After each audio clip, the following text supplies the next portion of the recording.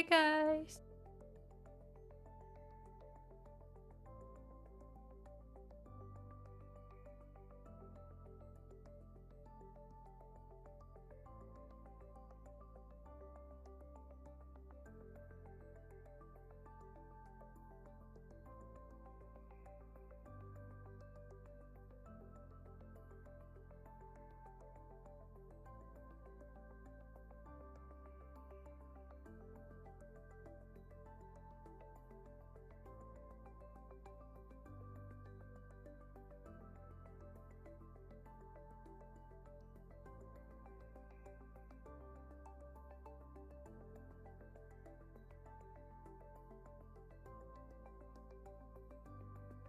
Eco Shop.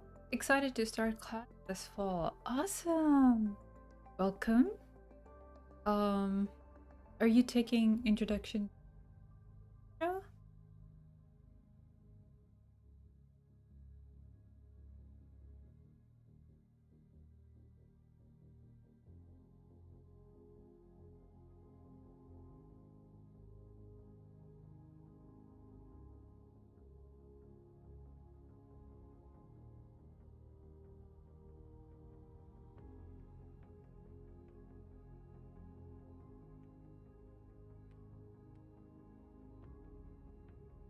Taking a concept design.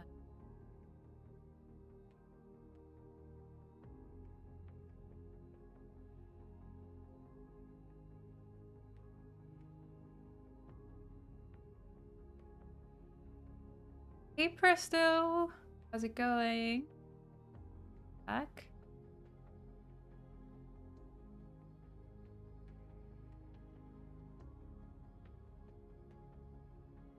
You guys' weekend.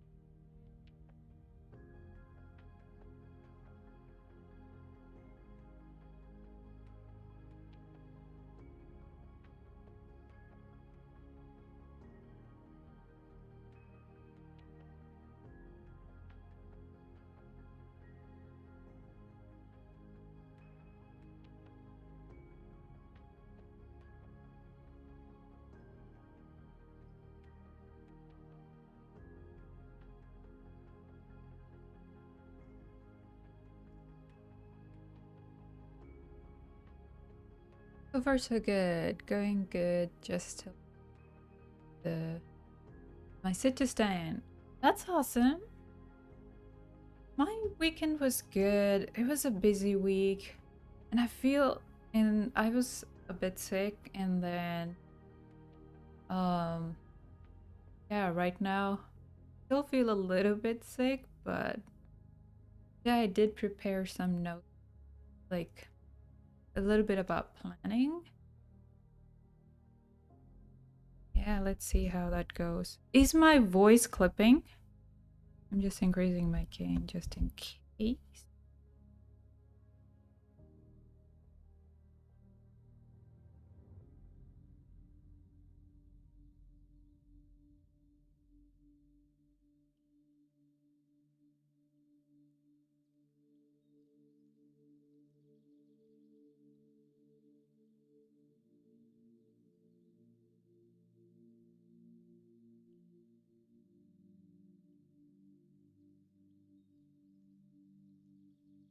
But it's noticeable.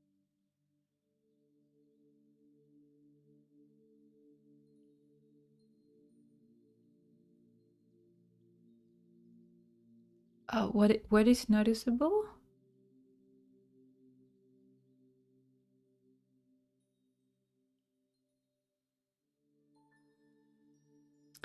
Oh yeah, so today first I'll go do a little bit. We have like a review, and then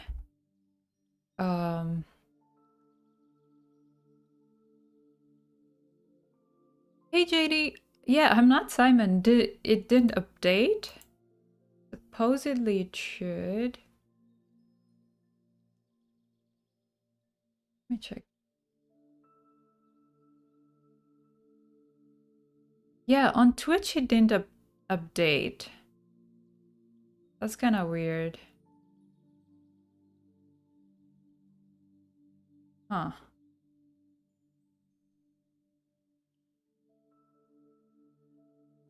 So usually like I update all the titles. It's updated over YouTube, but not on Twitch. That's kind of weird. Maybe I should ask you what's happening. But later.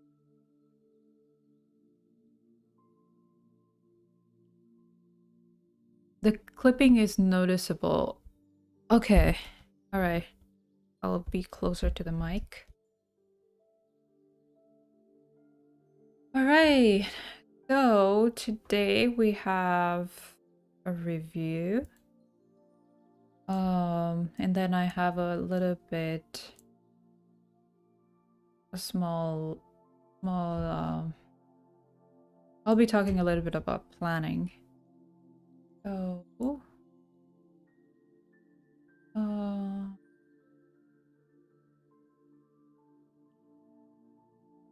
me share my screen.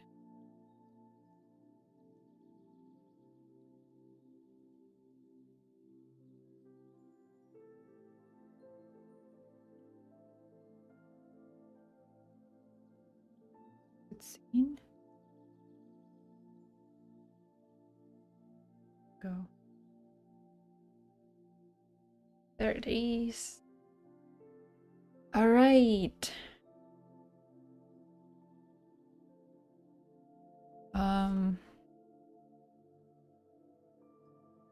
I hope this music doesn't put me to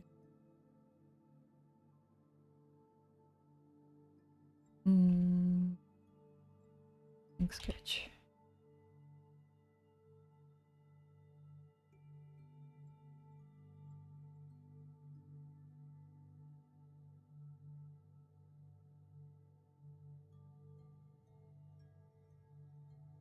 I can actually first start off with planning and then maybe move on to reviewing a shot.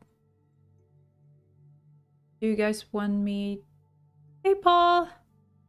Oh, so since you're here, maybe I think I can just do the review. I don't want you to stay up too late.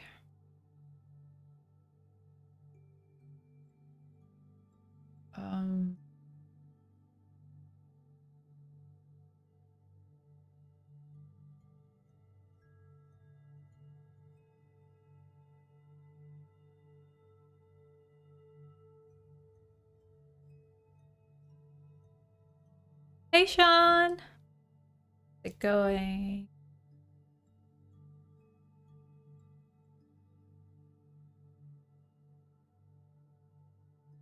How do I add here?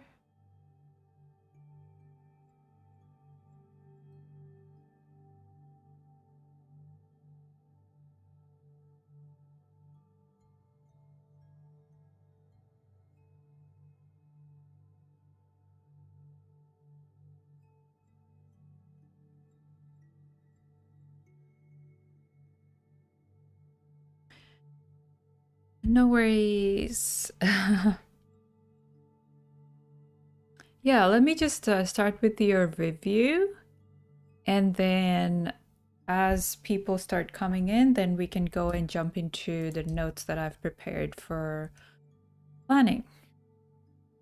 And I do have like little references.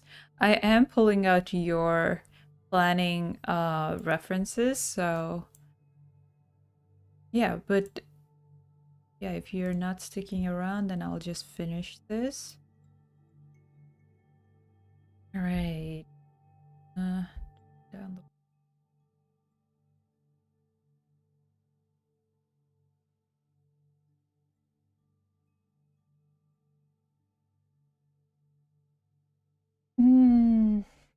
All right.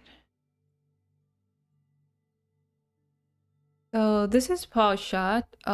He's still in like blocking plus IP, like splitting stage.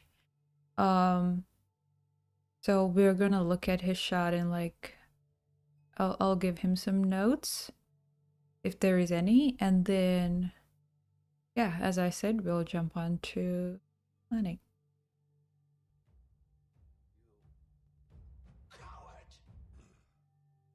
Can you guys hear the sound?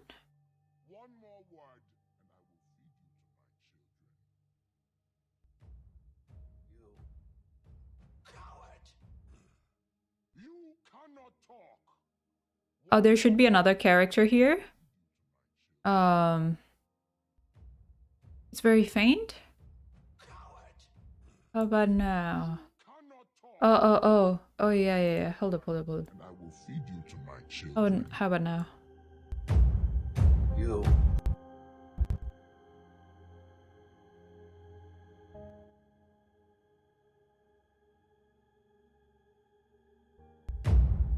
You. Better.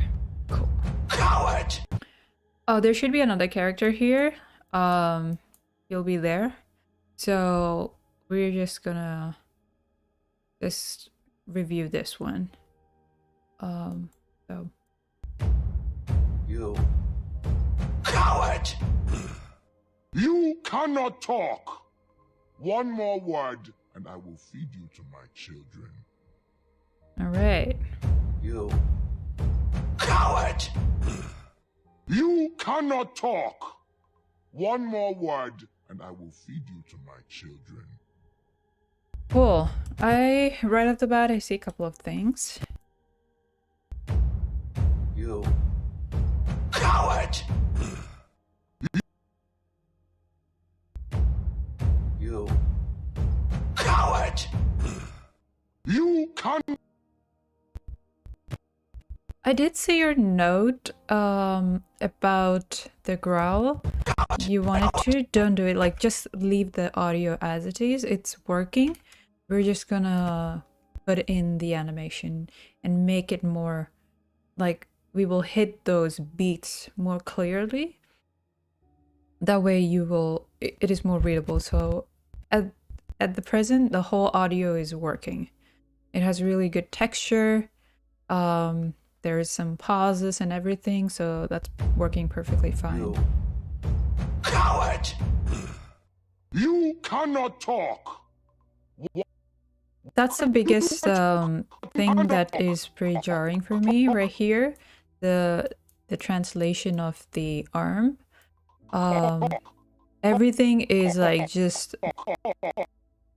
like stuck, like or frozen, and then only the arm just moving. So You cannot talk. like you cannot talk. One more word. So like he's actually hitting the hitting the drum, and then he grabs his face. So the timing has to be more snappy. Oh, you worked until frame 105. That's clear now, so I don't give more notes to you. Okay, 105, so till here. And all right. So I'll remember it's from here. You. Coward! All right. So this part you haven't cannot worked. Talk. But just keep this in mind. I know that you haven't addressed these, but more snappier. And let's focus on this half 150 frames for now then, Paul. So I'll give you notes on this, and I'll give brief notes on the rest of the half. But okay, let's check the first part. You. I like the jiggle happening in the shoulder. You. But again, right now we are looking, this is like right after the blocking phase. So we are looking for hitting all the timing right. And the finessing and adding in the textures and like texture animation or adding in those jiggles or animating these will be the secondary. So for now, we are hitting the beats. And I see that from last time notes, you did add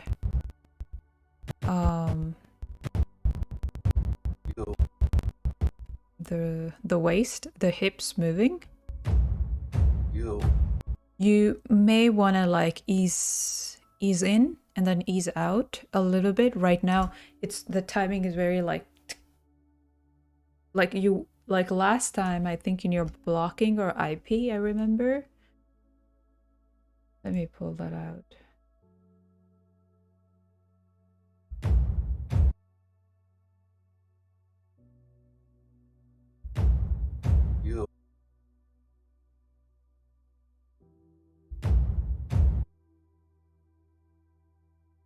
What am I doing?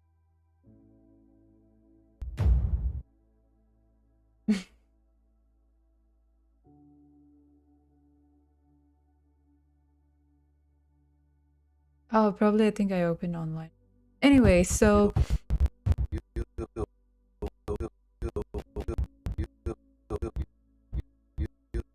your root right now is moving by itself.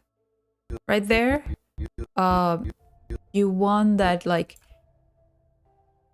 it is kind of going, but when you hit is when it is offsetting. So right now I feel like your root is leading, but the big move, what's happening is the arm, right? So the arm comes in, then hits. Yeah.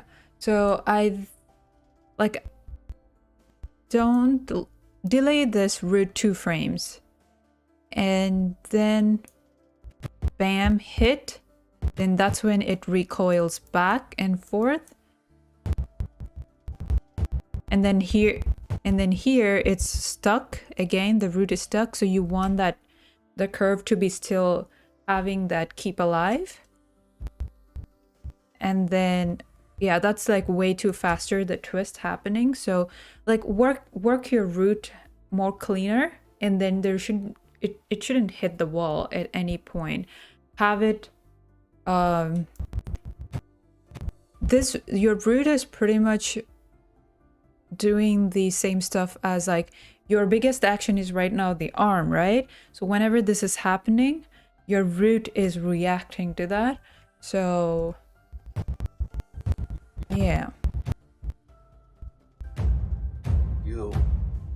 Yeah, I like that one. That's pretty cool. So we need similar kind of effect, like him hitting the drum. You need that recoil in your root. And then your torso, this part.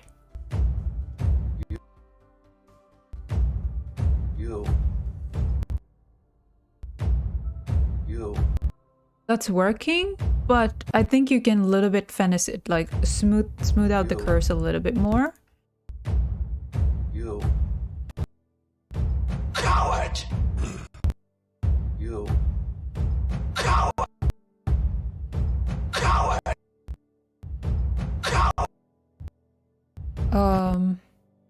Hey, Respawn. Coward! Okay, for this beat, when it's boom boom, right? So for that, I feel like nothing's happening again here. So you do want to add in, like, copy the curve that is going in and out, copy that to your spine, to all 3 spines, and then just like offset it. So right now, like, I feel like this is moving by itself. Like everywhere it is like it's stuck in one space or like pinned down to, and then only like the moves are going all the moves are happening isolated, as if like it's like a wooden block and then a wooden block and then a wooden block. So if this is moving, this moves in a different timing, and this is moving like separate. So all three are doing 3 different moves. So at this point, we want all 3 to work together, and no hitting a wall. So the way you can like reduce the hit wall is to make sure that before it reaches to a certain pose, you push it 2 frames and pull the tangents out, so it is kind of like easing out or easing in. So play around with the tangents and the timing. You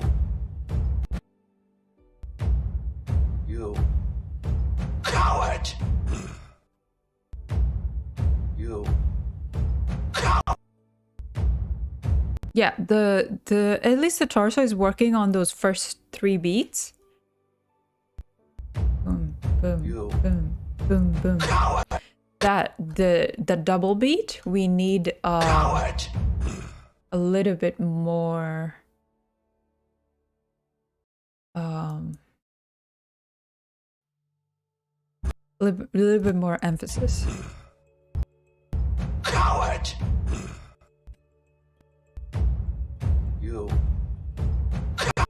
Coward! You cannot talk. You. Coward! You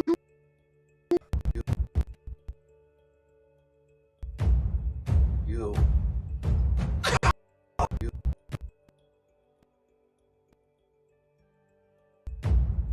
You. Coward! Yeah, that's the main biggest problem. And then let's move on to the head. Yeah, I didn't mention what was the biggest problem. So the biggest problem is everything is moving by individually. So if you look at that, things are going all separate way. So we want everything to work together, but just offset very little. You. Coward! You. Okay, the head is working. You. Coward! Yeah. You. Coward! You. Coward! Yeah, I think the head is okay for now. You. Coward! We can like polish that a little bit later. I mean, finish it a little bit later, but You. Coward! yeah, just make all the spine, the root, everything has to like as a one thing it should work. Right now everything is doing its separate thing. And then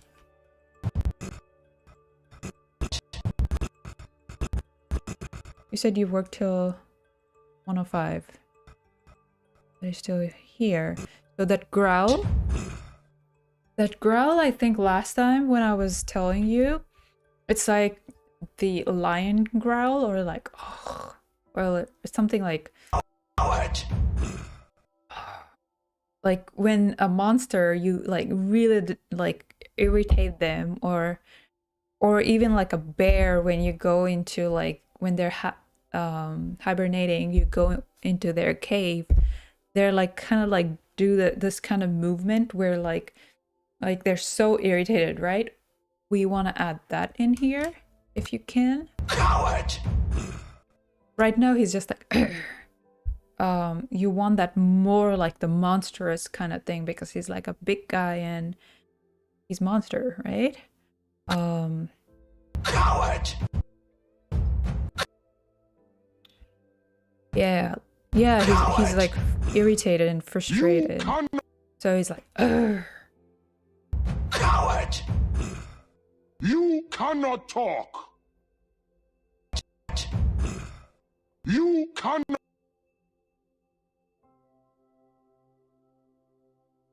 Not where something is. You. Oh yeah, this is your You. first line. So here, if you look at this, so everything is moving at once, right? But when you look here,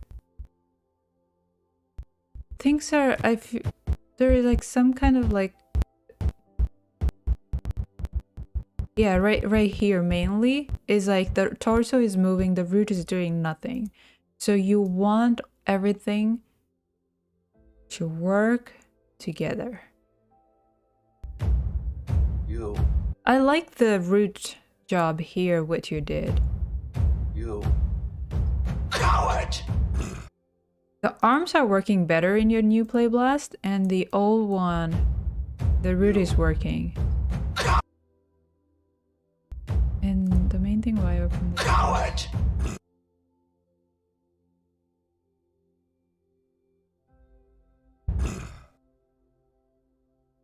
Yeah, I like that pause rather than, yeah, rather than this. That seems like child. Like, I like this pause, Paul. Maybe you just want to retain this again. He's like, or he comes back, like takes a pause, and then like from leaning to like getting back, rather than like him getting all his fist action here. Do that, and then yeah, I know that you only work till here, but I'm just gonna review a little bit. I'm looking at the One more work. You cannot talk. You can't. You.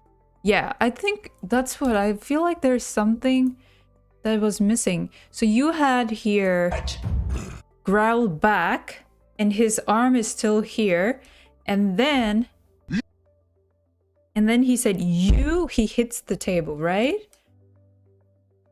You cannot. So leave that here. I like this, how it is framed. Well, it's like kind of, he's taking majority of the space, so we want that right now. It's kind of symmetrical what it is doing. We don't want that, so get back this what you have before. And so then you don't have to do this kind of weird translation there. Then you can just have it here. You cannot talk. One more work. Yeah, he's just screaming. So when someone, this is like, again, like acting choice. Usually if you look at people when they are angry, they don't do much stuff unless that, like, if that person is weaker and angry, they kind of like do a lot of action. But if that person is having a high status and he wants to intimidate other people, he really will be in his calm state. Like, he will just be there and just like look you directly, and then without blinking, like, they will say whatever the dialogue is. So you have that here where he's like, you cannot talk, right? So he hit the table and he's just making his point. So in this time he wouldn't be moving around because he wants to have that eye contact with the person that got captured. So yeah, this whole thing is good. We just want this hand back here. Like, I feel like this is more fierceful. Like, I like this pose, but not the arm. I want this to be on the drum, and then this is a broken wrist, so like maybe rotate out a little and just like have it a strong fist. One more will feed you to my children, and I will feed you to my children. Yeah, that's a major note, but since only you work till 105, we will focus more on that. Coward! You So, Paul, overall, don't try to change anymore. Your acting choices are there, so we are trying to work the timing at this point. But the more you're changing all your like poses and stuff, it will take longer for you to address again the posing and everything, and then you won't have much time to work actually on the timing. So spend more time on the timing at this point, because you have everything pretty much nailed down of where the character would be placing his hands and how he would go from A to B pose, everything. So everything is working. It's just we need the timing to be more accurate.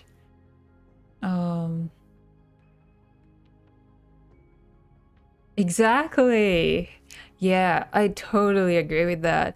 Yeah, commit 100% at this point, because yeah, every time you're changing stuff, I'm asking to go and fix the like bring it back, and like you're not seeing what things are happening. And again, if you can download the sync sketch, I think it's free.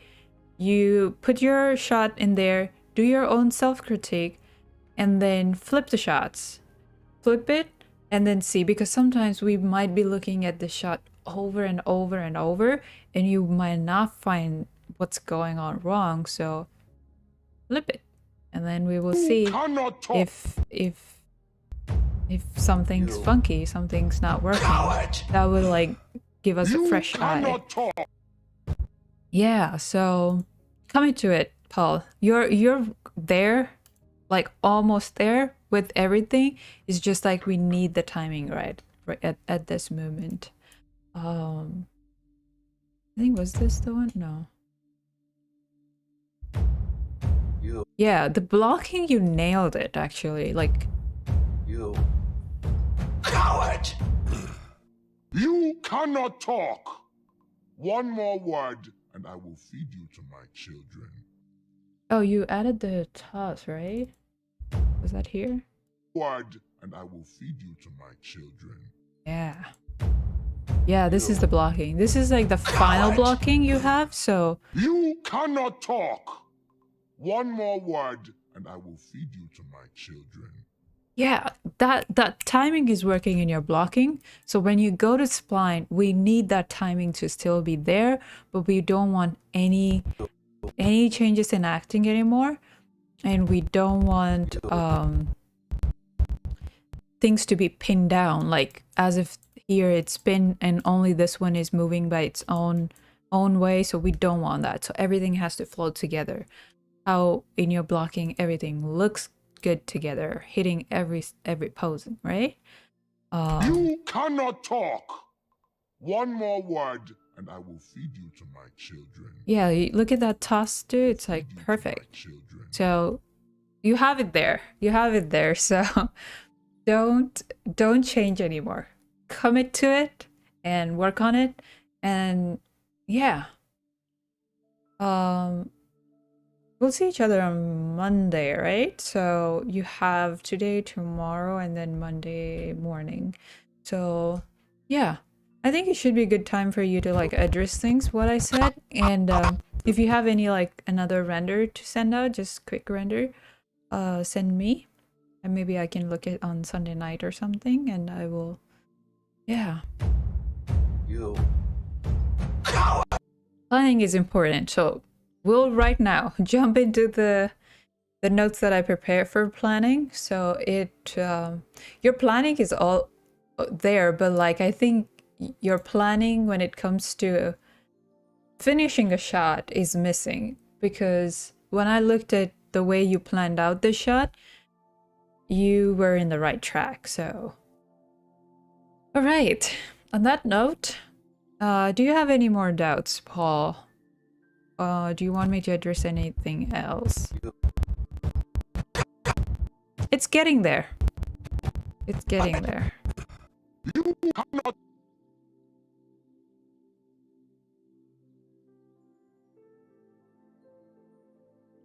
Will do. Gonna work hard. Appreciate your time and notes. No worries. You're most welcome, Paul. Everything is clear. Good. All right. Let's... Where did I... There you go. All right, let's jump into planning. So this is the phase where before even you start a shot, what are the things that you should keep in mind? So planning. What is planning?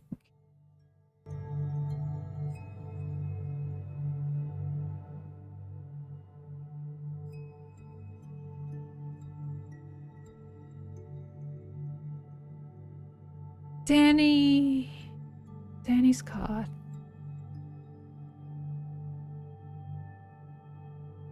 Is this Dan? Thanks, great critique. Appreciate it. All right. 1 second.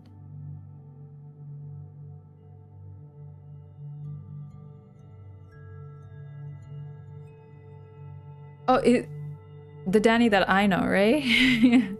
Hey, Dan. Thanks for stopping by. John Skull, hey. Did you just drop by? Welcome back. All right, let's jump into planning. Yep, okay. I totally forgot your last name. All right. Planning. What is planning? The initial exploration and juggling of ideas. So this, as I told you, this is the stage before you even start the shot, like what kind of shot you want it to do. And so the initial exploration and juggling of ideas. So you keep like thinking about like, am I doing a 1-person dialogue, 2-person dialogue, a pantomime, an action shot, or acting shot, sad shot, or a happy shot, or am I doing comedic shot? So it's all your ideas you're like juggling in your head, or like drawing on a paper or sketching out things, right? And then what do I choose? And why do I choose it? So first you ask, what are you choosing? And then when you choose that, then you ask yourself, why are you choosing that specific idea? Does it speak to you? Does it resonate with you? And why is that choice? Then choosing and committing to an idea to create your blueprint. The blueprints are usually, if people are really good at drawing, they do thumbnails. If not, they take like pictures or movie references, or act it out if they're really good actors. So yeah, almost like you can even do it stick figures on a paper, but this is what very important, especially like what we have seen right now. Paul had really great ideas in the beginning, and he's amazing with like, because he told me that shot resonates with him and he really wanted to work on that, and his blocking is amazing. But then since he didn't commit to that idea what he had, when you keep changing, if you finish your shot in like, let's say 3 months, it will prolong another 6 months and you will end up not finishing the shot at all. So committing to an idea is very important, because you ask these questions before that, so that you have that final commitment, and then you sketch it out, and then you fix to that, and then you start working on it. Hey Peter, welcome back. So the planning process. An animator doesn't have the luxury of being intuitive or in the moment. Despite having to meticulously plan out your scene, the animation should appear to be in the moment. Bringing an animator is making sorry, being an animator,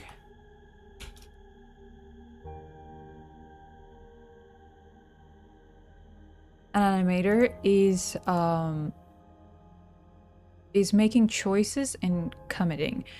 Don't be wishy-washy in your ideas making because it will show in your work. So, which is pretty straightforward. I don't think you need explanation for that, I guess. And being in the moment is very important because sometimes we kind of overdo things and make it look very animated because it's like overly done. So you want it to be more natural when you commit to an idea and when you're trying to do something. It has to be very, very organic. So yeah. If someone asks you about a particular choice you made, you should always have answers. This is very important because some people get away with things by saying, like, when I think a lot of abstract artists say, I guess, but art is different again. But when it comes to animation, when people are like, oh, what's happening here? And if you don't have an answer, that means you're really not clear about what exactly is working. And two, even before they ask you a question, your animation should speak for itself. That is the, like, one of the number one things that every animator should nail it, especially because you don't want to be, like, you don't want to confuse them with your acting choices and stuff, because you want it to be readable and clear, everything you're animating there. But if they do ask questions, you have to answer them because you are already questioning yourself before that. And content and context. What does the shot require? Where we are in the story?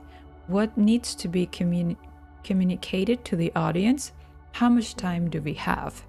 These are absolutely very important things that you should keep in mind when you're planning out your shot, because if you don't put a time limit to it, you will do it forever, maybe a year or two also on one single shot.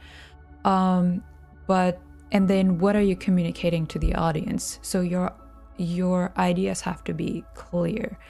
And where are we in the story is very important because for the most part, a lot of animators miss this part of it.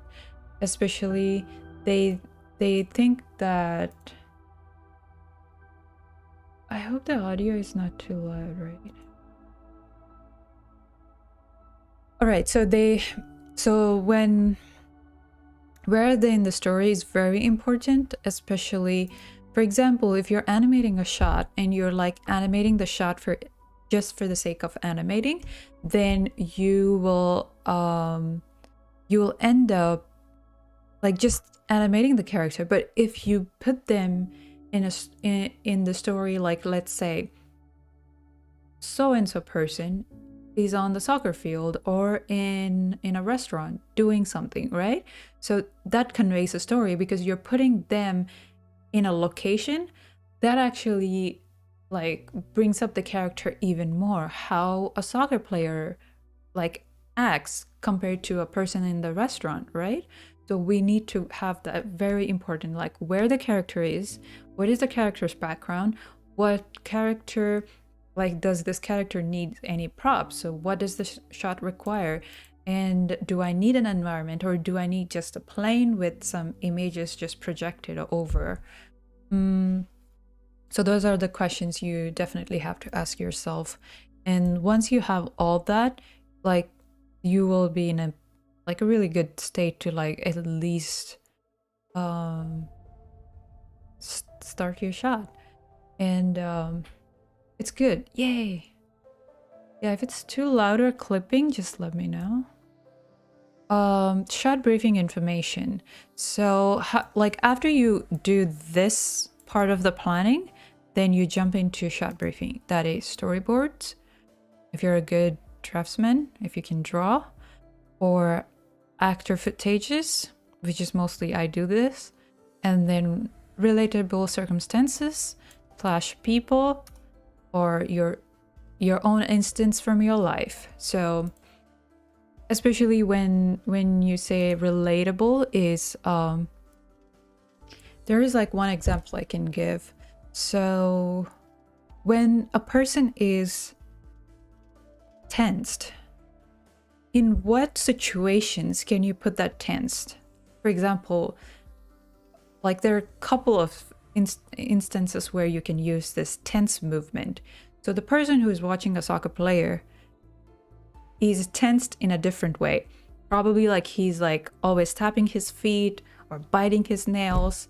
And a person who is at the hospital waiting for his wife to deliver a baby or something, they would be like praying, or I don't know, like fidgeting with their fingers. Like there's so much, right? But both the states are similar. They both are like pretty like in a tense position where they are waiting for some kind of end result. Like they want to make a goal here, the baby should be coming out. So in both the situations, how do they react for the same kind of emotion, right? And if you talk about the relatability of the circumstances, you might have seen few of the things in your life, like when your parents are I don't know, whatever the situation is. Like let's say your siblings, one of them has scored a really good I don't know, like they got a prize or something, how they react. So if you're animating a shot with like happy movements or some kind of stuff, so you can relate, right? Oh, this is what my sister used to do. She has that unique thing where she does a specific action whenever she's excited and happy and when she wins something, right? So that goes to the relatability. The more you put the relatability in your shots, the more it is true to it feels more authentic, and it feels more true to the shot that you're doing. And hey Jeffy, thanks for stopping by. And actor footages, this is very important. For this, let me pull out this example that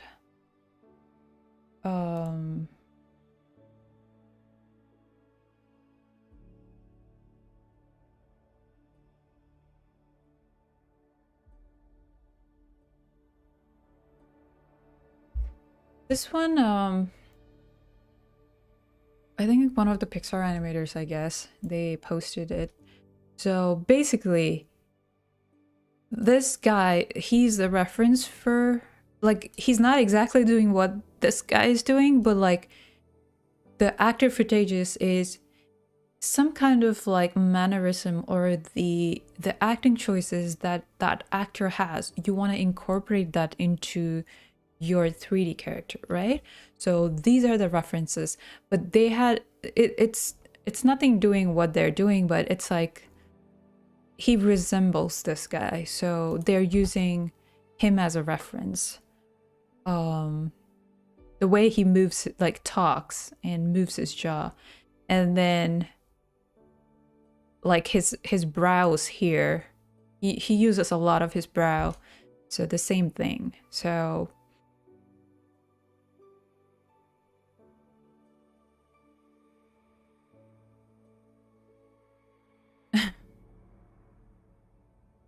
everybody has when their kid's adult, right? So even this could work if you have like a stick figures and you just wanted to move them around and do stuff like so. This is a really good example for finding some actor footages.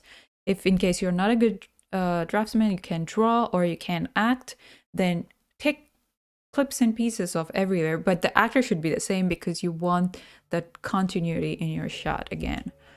So yeah, and then storyboards, it's pretty straightforward, right?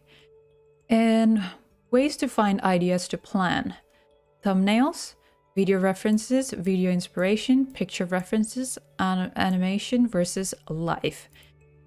this is very important because you don't want to take any references from animation, because animators are pretty much actors behind the character. So you want to draw as close to real, and then you push that because you have the magic wand to turn that character into something that doesn't exist in this world, or you can make that character believable and connect to the audience. So things to consider when planning a shot.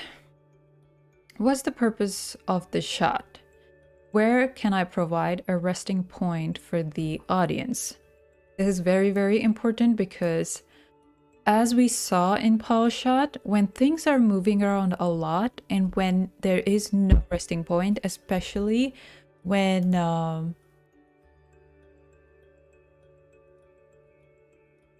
hold up.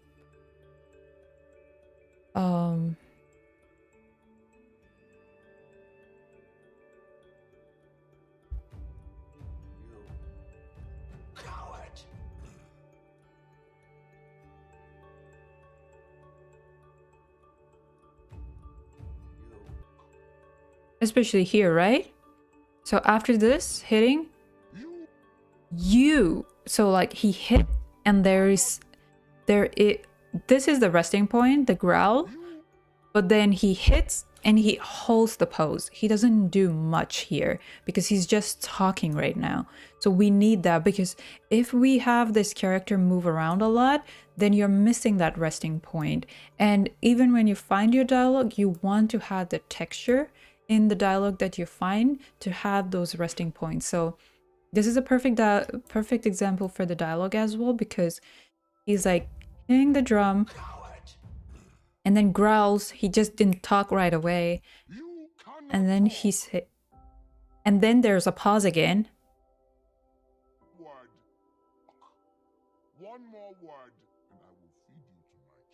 One more word, I'll feed you to. So there's like a pause, there's a resting point, so where he can show his like anger or frustration, right? So all that. So resting points are very important because your audience shouldn't be like jarred, or I don't know, like too stressed out watching everything move on the screen like for that 1 to 2 minutes, right? So that's very important. Or even like that 15-second. Can I show thought process?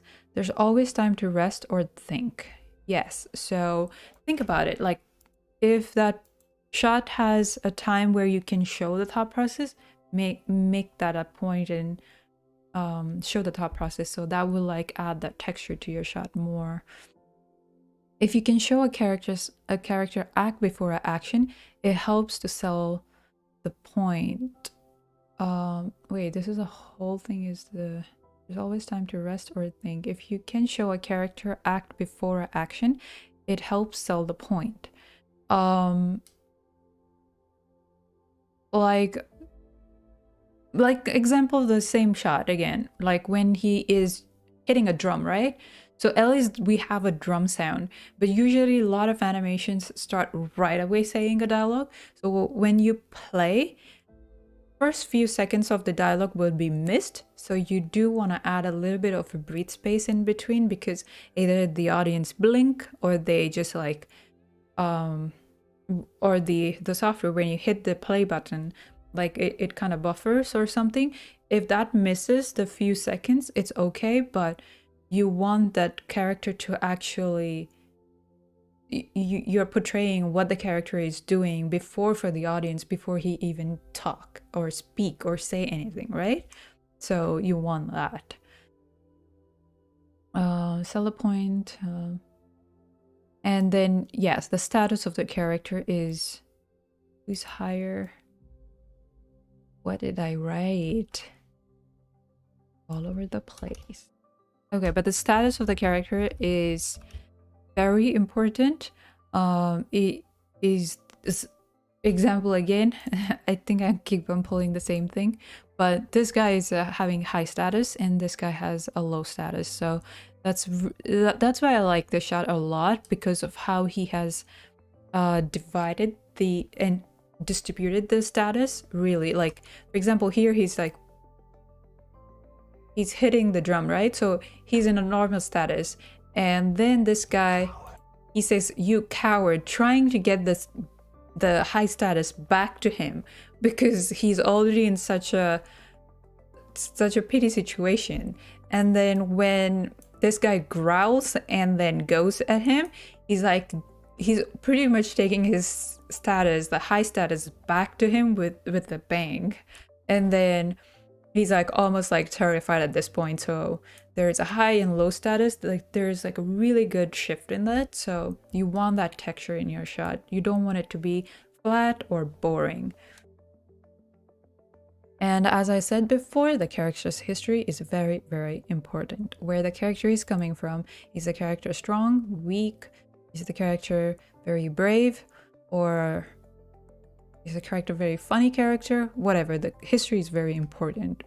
Like, so these are all the things in your planning already. You didn't even start the shot yet. These are the things that you're still talking to yourself if this shot is answering all these questions or not. Then things to remember: research, think, and then thumbnail. Try not to make the obvious choices unless you are out of time or it is the clearest read. This is very, very important. As I said last time, like when a girl is shy, I see a lot of animators do this, like where they try to put the hair back behind their ear. So, which is very obvious choice. If you could have observed the other girls, how they get shy or how they flirt or whatever, there are multiple ways, right? They could be playing with their hair, or they a lot of the time look down and just like kind of glance up and then again down, or there is so many things that you can do. So this doesn't convey just that she's shy. So an obvious choice, unless you're out of time and you have to use that, do it. But mostly try to think out of the box and try to be more relatable. Like go and like find like in your real life, like how things are done in real, right? And then you put that into your shots. And this is at most very, very important for every animator, that is be an observer. Because the more you observe things, the more you observe your surroundings, the more you know what's happening.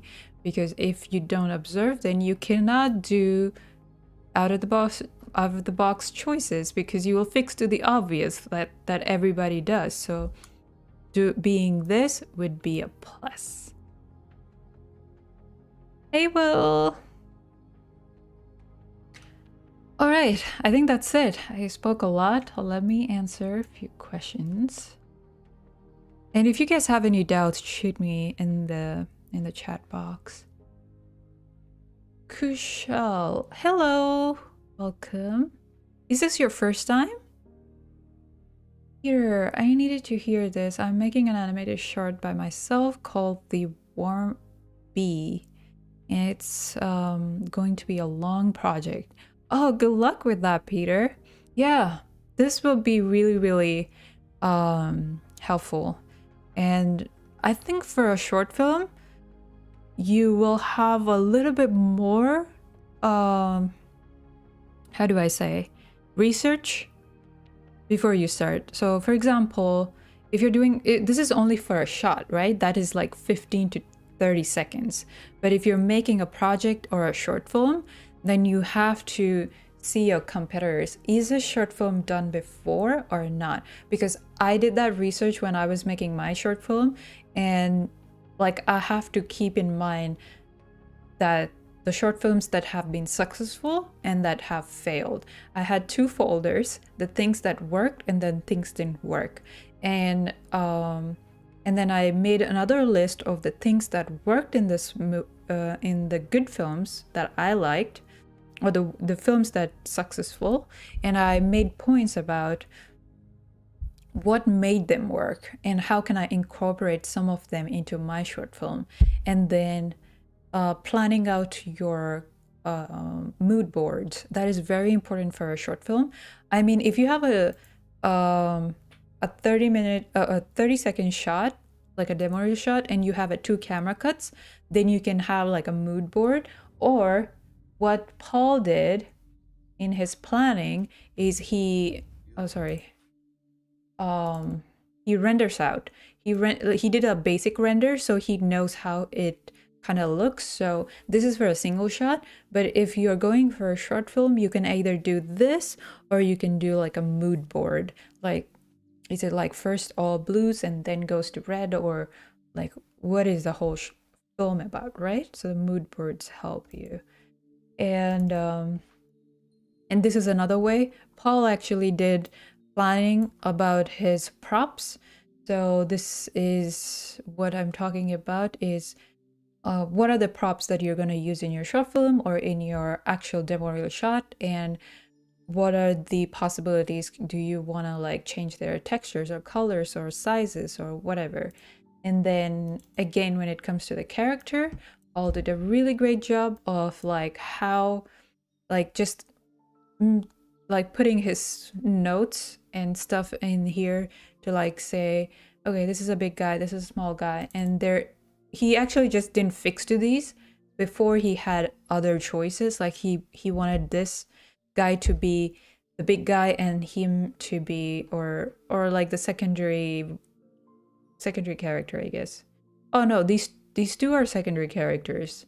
This is the main secondary 1, 2, 3. But he went with this because it fitted perfectly, because we want this guy to be low status. If we have 2 big guys with the pretty strong status, then you're not actually sharing that. It doesn't justify the dialogue that he's working on, right? So yeah, he made a really good choice on that. So these are the planning stages before even he started animating. So yeah, that is that. But if you want me to go and make another planning shot for short film, Peter, let me know. I can see something and add in more, because short films are way more bigger scale and more planning you need in that. I can maybe share all my experience when I was doing a short film. JD, Spectra, how many times have you been caught not having an answer for a choice you made? Huh. I was never caught. Never. I always have answers because I'm a curious head. Always, if something is not working, if something is, I don't know, I always like ask myself hundreds of questions so that if someone asks me, I have an answer. Absolutely. John's call. What department of animation gets paid the most? Oh, that's a good question.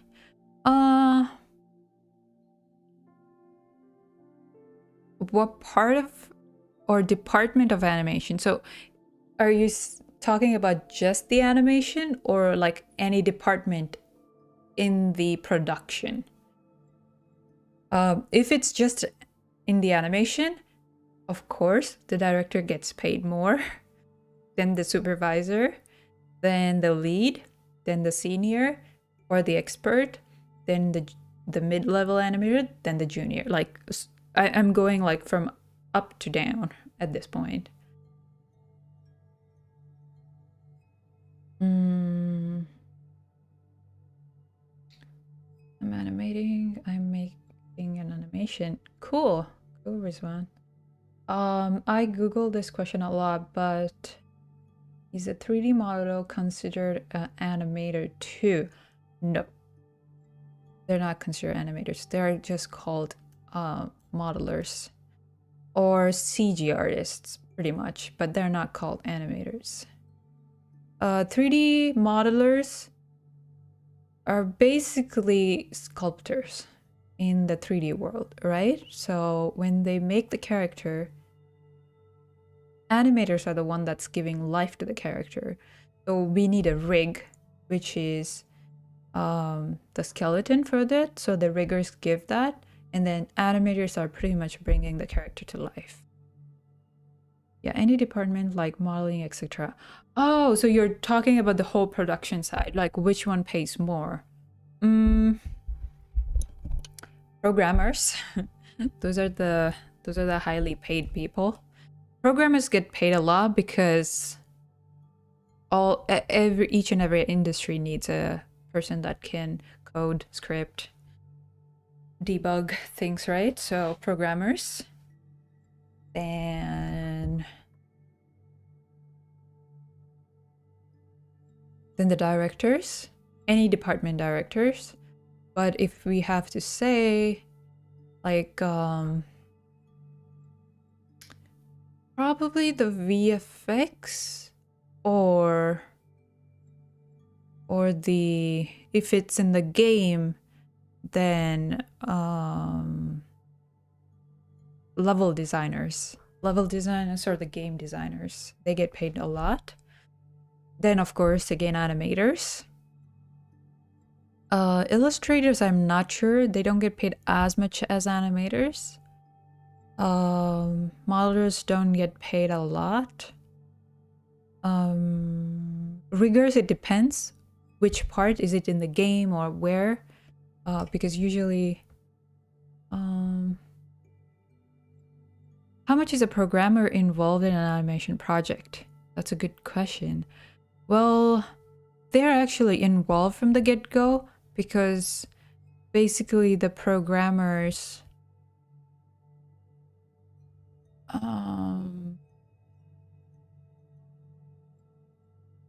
hypothetically, because I think one day I was walking down with my two friends. One is a programmer and one is a level designer, and I'm an animator. So if you're building a house, the level designer designs and the programmer pretty much makes sure that there is no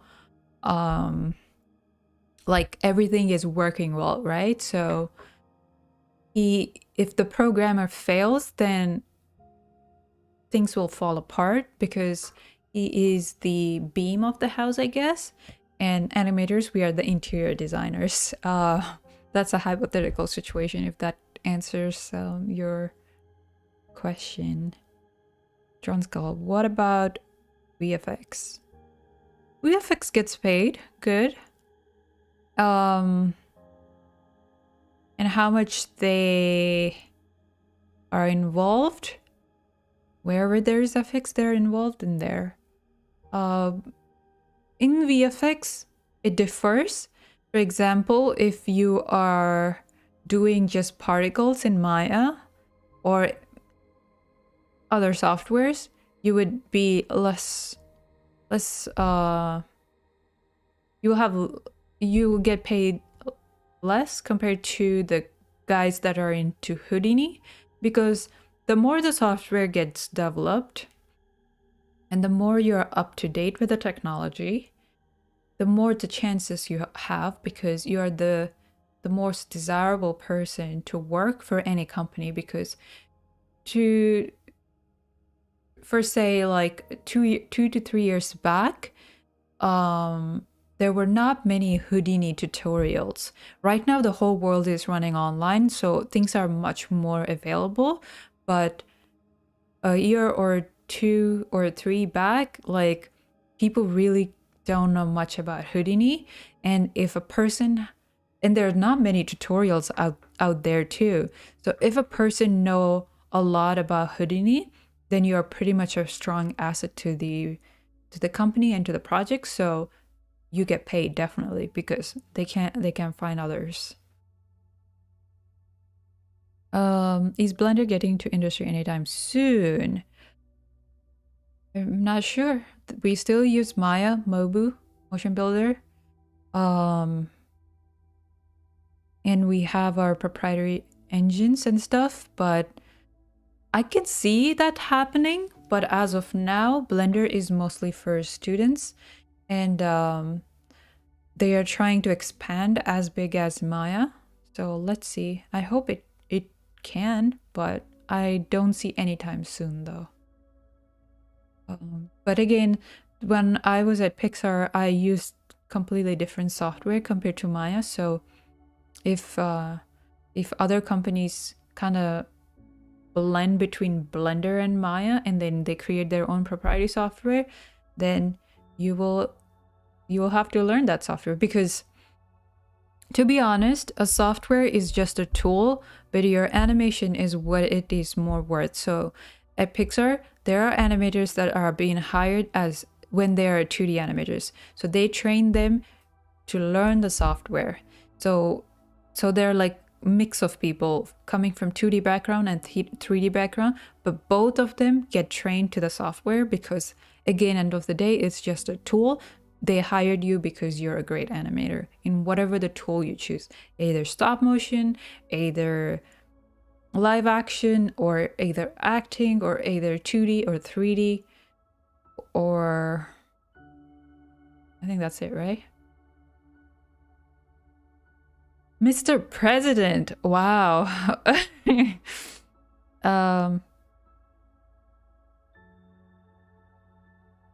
I don't get that message. All right, do you guys have any other questions? What's the time? 7:23. I have another half an hour.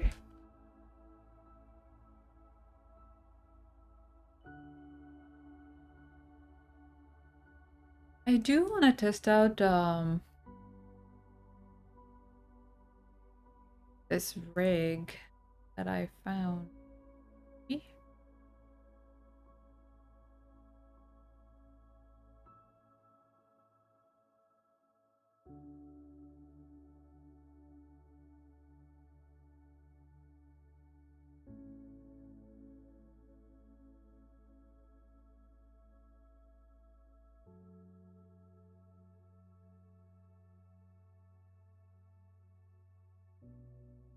Any questions or anything that wasn't clear?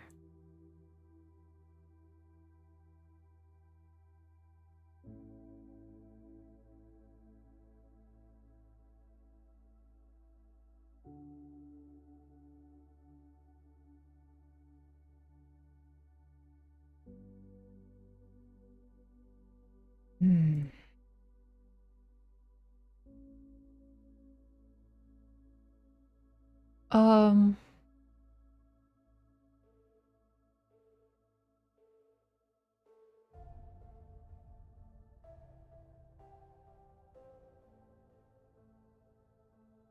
If you get oh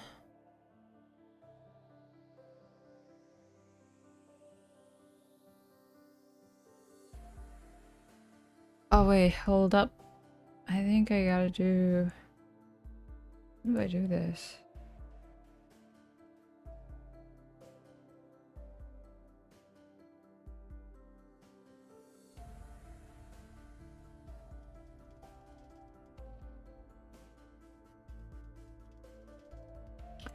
All right.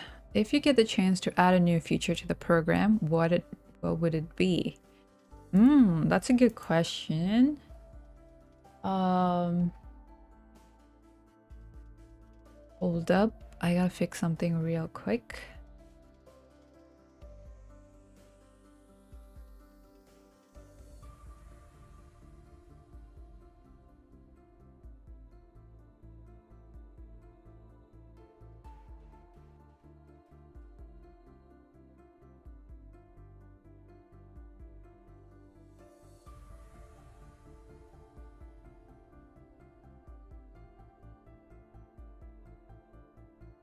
God.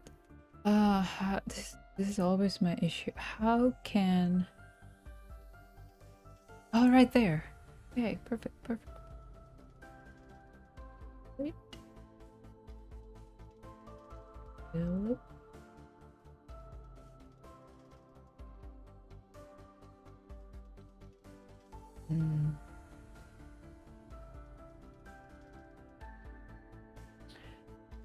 All right.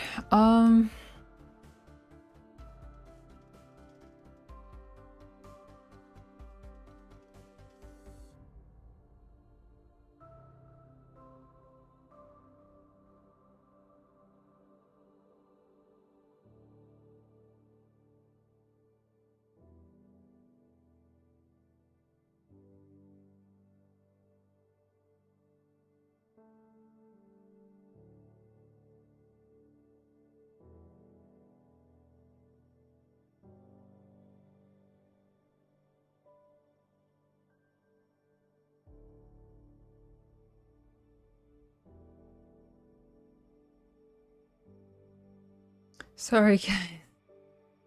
I was trying to.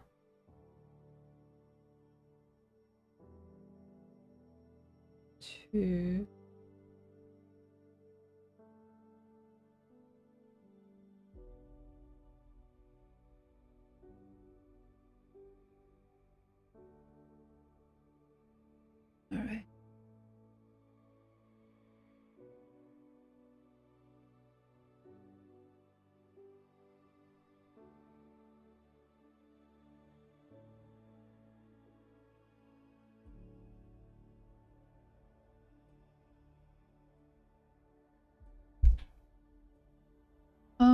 If you could just do a new feature, what would it be? Okay, so I think I would want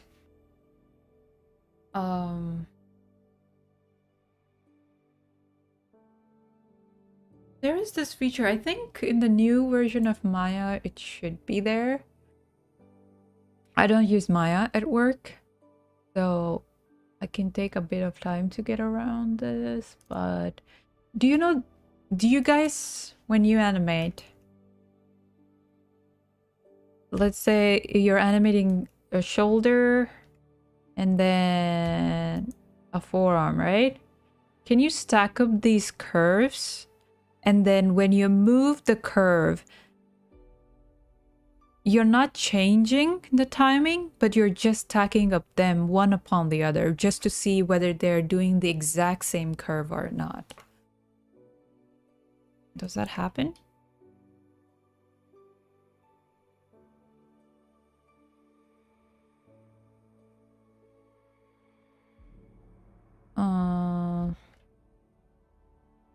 Is this the one, right? No, this one.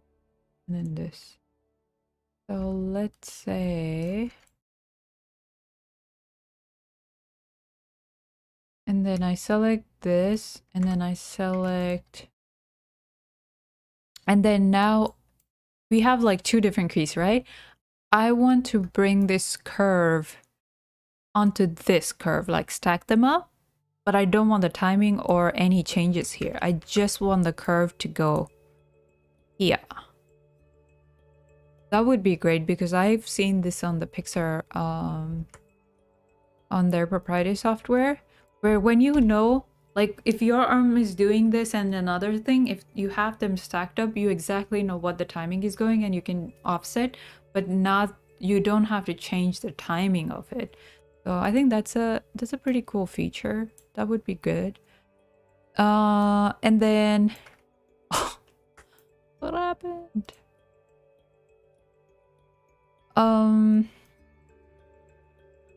Another good feature, story tool that that Mobu has. If Maya have, I think it does. Maybe they might have updated. But like I want the blend between Motion Builder and Maya in like one software. And then all the tools that we use, the scripts like Tween Machine or to mirror the animation, everything in one platform, like in one software, that would be great. So that we can just go to one rather than running around.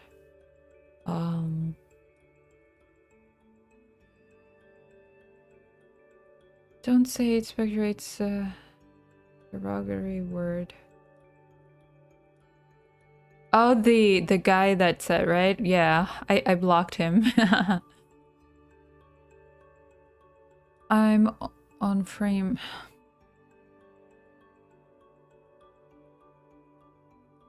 These are trolls, I swear. Yeah, I'm terrible at like kinda like modding my own thing, but I saw an option here and then I just block him, so all good.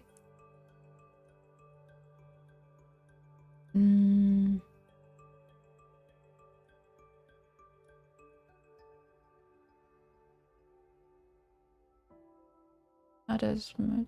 What did you say? Modelers don't get paid much. Yeah, I don't think they get paid as much as animators. As far as I know. But, Dan, if you're still here, if I'm wrong, correct that. Do modelers get paid more than animators? JD Smith. Ron's call.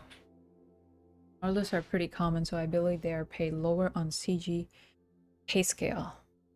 Yeah, because they're very confined to only like creating the model, right? So I'm not sure. I mean, they're not making $15 or anything low like that, but a junior artist isn't like making what a junior rigger or animator is. Yeah, absolutely. They're not just making $15. I mean, let's say if an animator is getting paid an average of 60K, then a modeler can make that if he's an awesome modeler, but probably they will make a 50K, I guess. We get there. So the thing is, every studio works different, right? Go to the Glassdoor or ask your friends around. The best way is to ask around and then know that thing. And yeah, but the thing is, don't go for the pay though. The first is, yes, you have to look at what is a good pay scale for the thing, but what is actually your interest is very important to ask that question, because you might be doing modeling for 4 years, getting paid, let's say, okay, you're doing animation or programming and getting paid so much, but you really don't enjoy it as much as you like to do animation. Programming, you hate it. What is the purpose of it, right? I mean, yes, you're making money, but then you're not enjoying. That would drain you.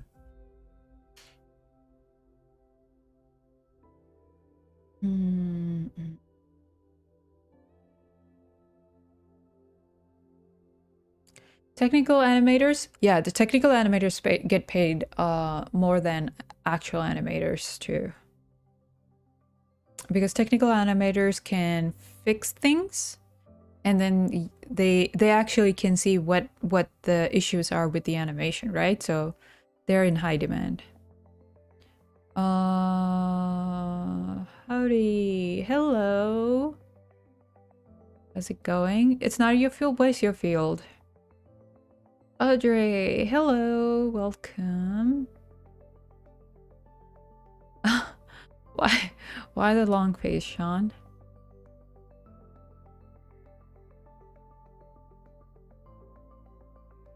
Animators do get paid. If you're an animator on the stream right now, you get paid well. Like if you have more technical, like if you're more good in technical side, then you are more in high demand and you get paid more than a regular animator.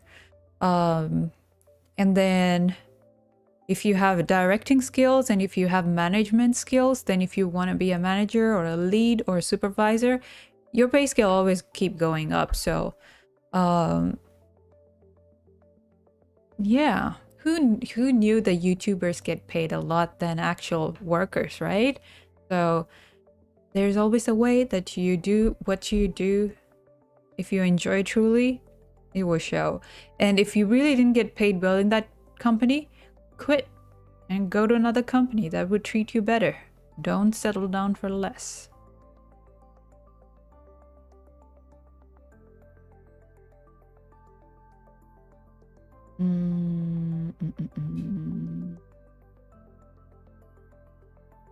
I'm catching up messages. I'm like so far behind.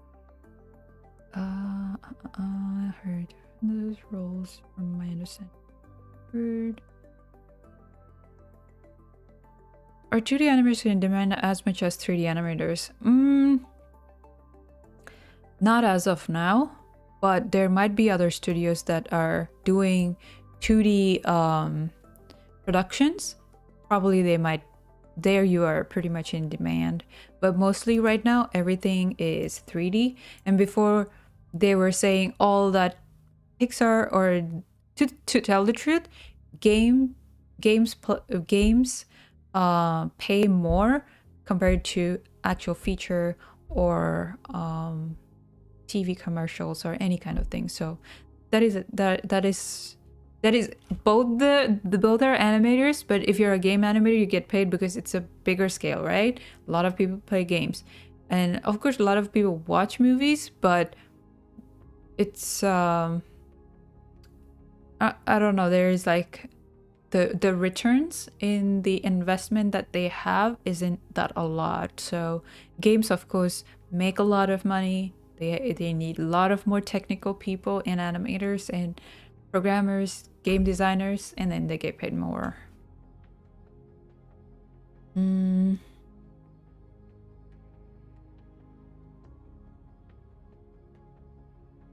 mostly looking at what you're interested in. I see. It's not my field either. I'm just curious. Can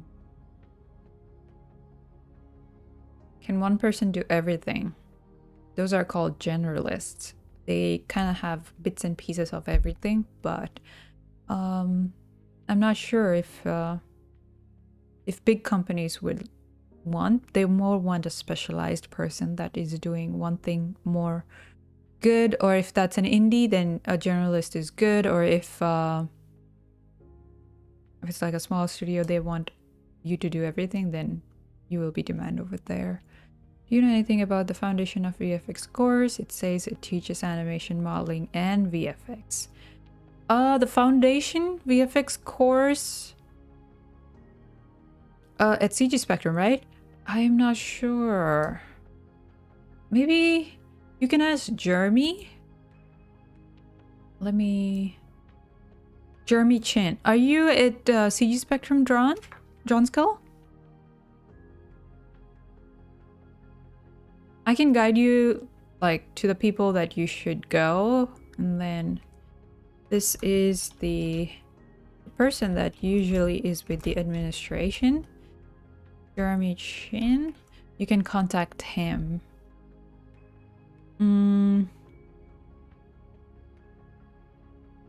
Are you Oh my god, we are not talking about the game songs here.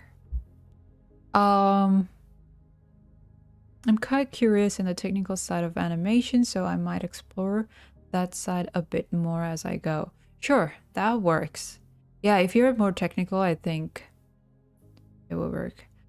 Oh, Drone Skull. Yeah, you're at CG Spectrum. So contact Jeremy and then... No, not yet? Oh. I think you can still email CG Spectrum. They will get back to you. You're on the website. Do they have like an email that you can reach out to? If not, email. Anything school related, email to Jeremy, and I think he will answer those questions for you. Do you see the email, John?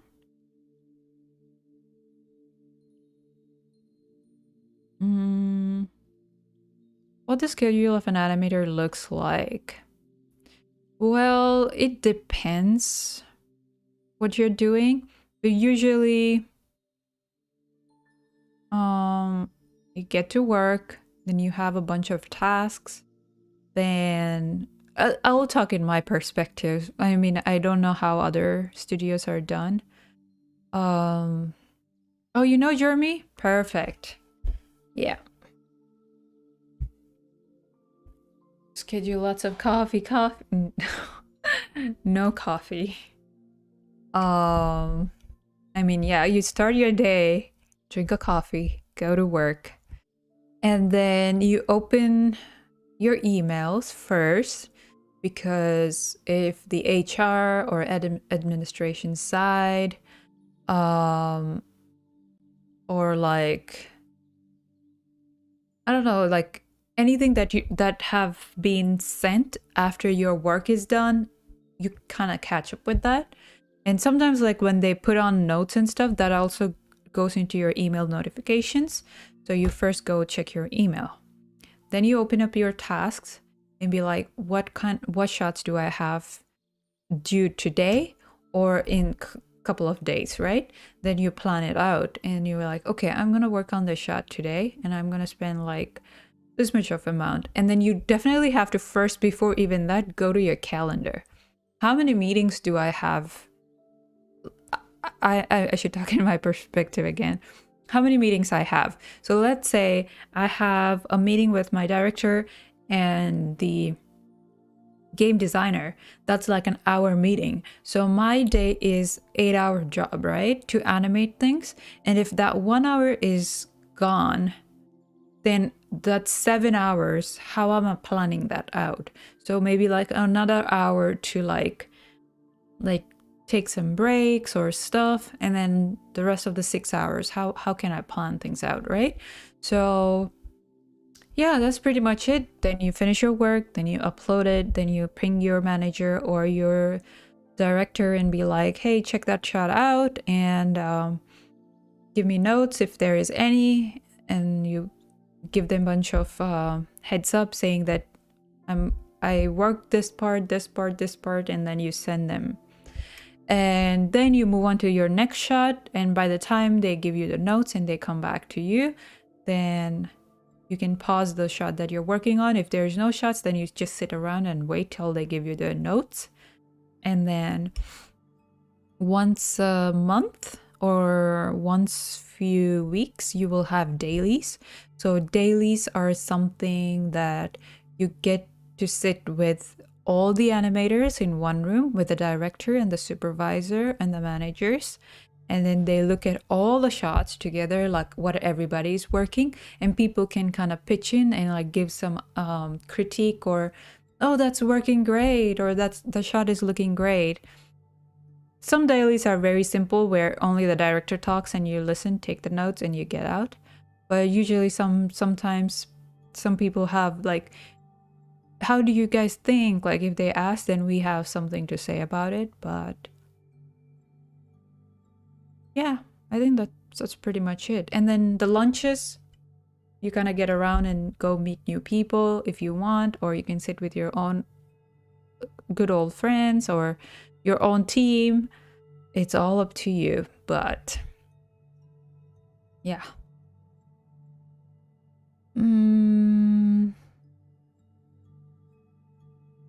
I see the email sections. Do you see streaming being the future of animation? Streaming? I don't think so. I don't know. I think I have to say no, but I could be wrong. But the reason why I'm going to say no is animation is a very tedious job, right? So you work on that 15 second, not even 15 minutes, for so long that people will be kind of bored to watch the same thing. They want always something new, like exciting, right? So if you're playing games, then the games are not always the same. They're like constantly you're like in a battle or in a battle royale or whatever, then you win, then again you go, and then again how you fight is always different. So if the animation is more accessible, like there's like a bunch of free motions available online and you just like drag and drop and make something really quick, then probably. But usually I feel like animation needs more time, and I'm not sure if that's a cup of tea for everybody to sit and watch that tedious thing. Like we kind of go scrub through, right? We keep on play blasting it and scrubbing through the timeline just to be like, oh, like that, like always checking that. And I don't think they see what we are seeing with the motion. So yeah, I'm sure that not many people would enjoy that. They'll be like, we have seen that 100 times.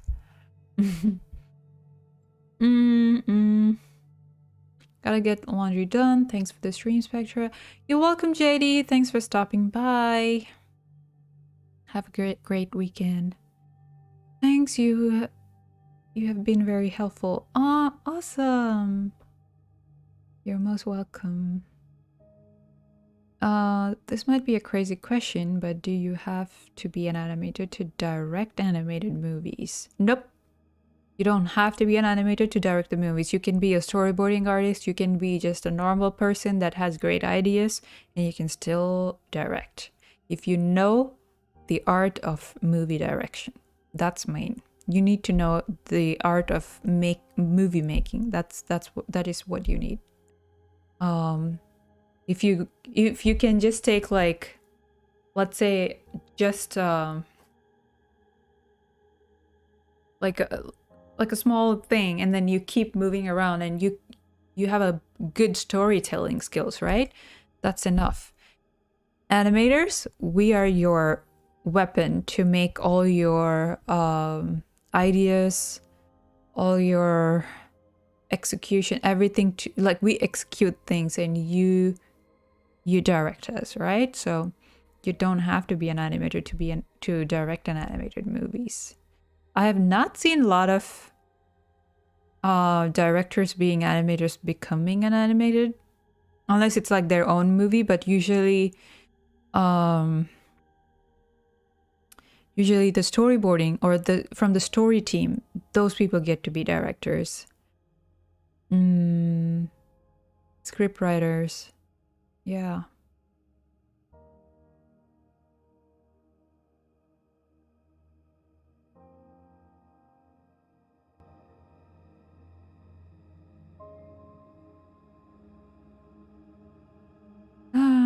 I'm gonna do something with this character, like animate. We'll see. This is like a pretty cool rig.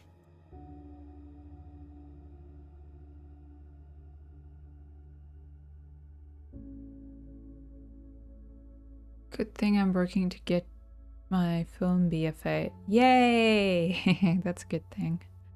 The difference between game animators and a regular animators. Okay, that would be my last question for today.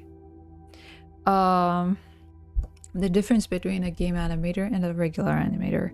The game animators need to understand how the engine works and how, like, you have to work with the motion capture, right? The games are pretty big scale, so your motion is already like done and then put it onto a character, and then it comes to you and you have to polish it and make sure everything is not broken, and then you put it back, integrated it into the engine, and then you check that it might be looking great in Maya or Motion Builder, but then once it goes into the engine, things are all broken because you didn't integrate it properly. So you have to do that. That's a lot of like technical and like skillful job at the same time. But if you're a regular animator, you animate a shot, then you give it to the other person, and they texture it, they light it, yada yada yada. Like, it just goes on, right? But regular animators get to have a little bit more control on their shots. A little, I would say, because again, end of the day, if you're working for any studio, you have to follow their directions. But when it comes to a game, it is kind of set. Like, things are done by the mocap artists, right, in their suits. But the regular animators, the director gives a pitch that's saying this scene is so and so, and then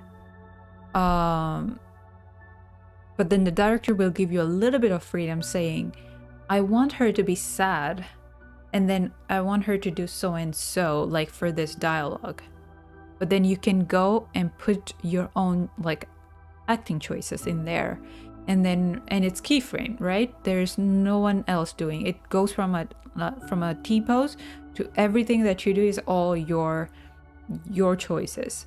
And if the director is like, no, I want it to be like a little bit more sadder or this way, that way, then again, like, you have to change it. But again, like, I think you have a little bit more control compared to a game animator. How is the iPad experience for facial tracking? Ozito, I'm not sure. I was actually into Simon's live stream the other day. I think it was like Friday or Thursday, I don't remember, but he was trying to do with that Unreal facial tracking with an iPad.